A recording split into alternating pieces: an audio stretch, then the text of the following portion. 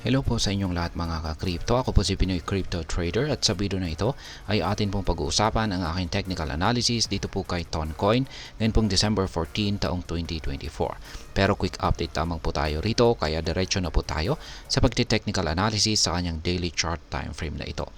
At ayan po yung aking previous projection dito kay Toncoin itong nakalipas na December 10 kung saan na isa po sa aking mga projection rito na kapag nabasag po ni Toncoin ang minor resistance natin dito sa 5.933 ay mataas po ang chances na aangat ito at aabot dito sa sunod na minor resistance natin dito sa 6.596 at yan nga, umangat nga siya kaso ay hindi po siya umabot dito sa ating minor resistance. Halos napakalapit na po. Yan, yung candlestick natin noong December 12 ay halos napakalapit na po nitong tusukin ng kanyang karayom o yung kanyang wick. Yan, pero okay pa rin po yan kasi wala naman po tayong nakaabang rito na sell pending order or take profit. Yung take profit pa natin ay nasa mas mataas na position kung saan ay nasa 7.069. Ayan. Ngayon yung kalagayan po nitong si Toncoin ay nag-uumpisa na po siyang magpakita ng bearish market condition. Yan, nagbago na po yung kulay ng ating hazard indicator at naging kulay red na. Kapag naging kulay red po yung pangangatawan nito, ibig pong sabihin ay bearish ang bearish momentum na or nag-uumpisa na pong makaranas ng bearish momentum itong si Toncoin. At nagsilabasan na rin yung mga kulay red na QQE bars nito. Ibig pong sabihin ay isang ayon po siya na bearish po. Meron po siyang nararanasang bearish momentum. At yun, kaso ay lumiliit po yung mga sukat nito. Ibig pong sabihin ay nawawalan po siya ng volatility. Yan, ibig pong sabihin kapag lumiliit yan ay humihina po yung kanyang price action o yung kanyang price movement ay nanghihina po. Kaya mapapansin po natin na nitong mga nakarang araw ay siya po ay bumubuo ng maliliit na candlestick. Maliliit yung katawan ng mga candlestick. Kagaya nitong December 12 at saka December 13.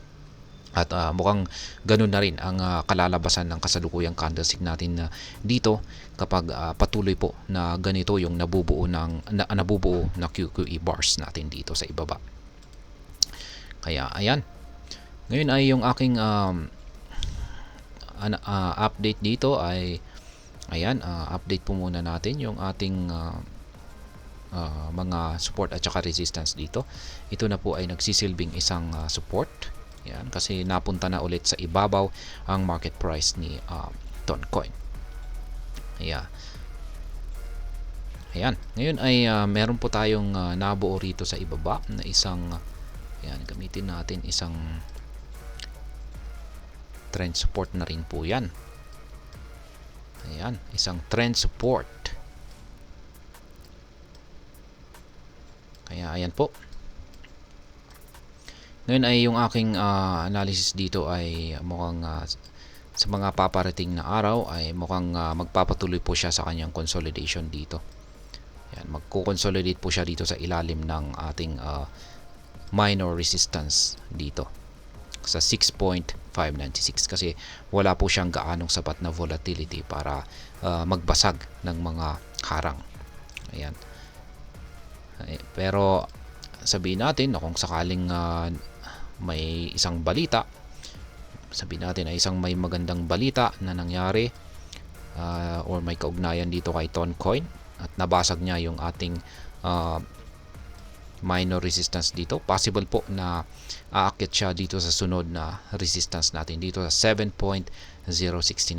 Pero kung matindi po talaga yung balita, yan, na talagang magdudulot ng isang malaking impact kay Toncoin ay ito po ang maaari po niyang akyatin.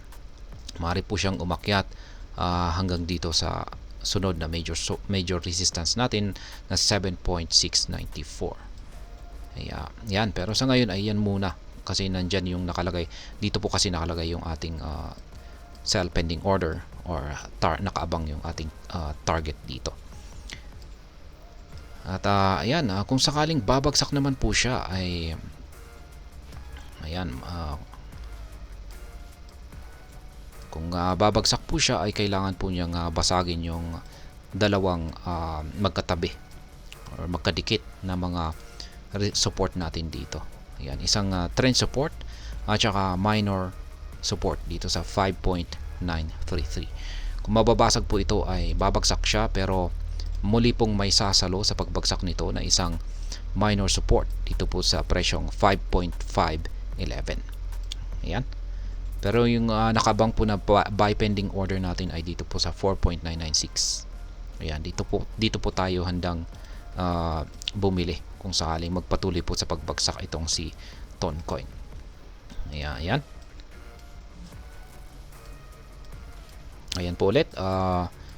Dahil sa bearish po ang kalagayan nitong si Toncoin base sa ating mga indicators, ay ang mas nakikita ko po na magiging galaw nito sa mga paparating na araw ay mukhang magpapatuloy lamang po ito sa pagko-consolidate, or possible po na baka bumagsak siya at magkaroon ng yan, babagsak po siya dito sa mga support at yan, posible pong susubukan niyang basagin ito.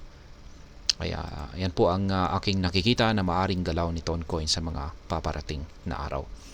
At ayan, sa mga bago lamang po rito ay check na lamang po ninyo ang description ng video na ito para malaman kung anong platform at mga indicators ang ginagamit ko dito. At hanggang dito na lamang po tayo sa video na ito mga ka-crypto. Marami pong salamat sa panonood. Ingat po tayo lagi at God bless po sa ating lahat.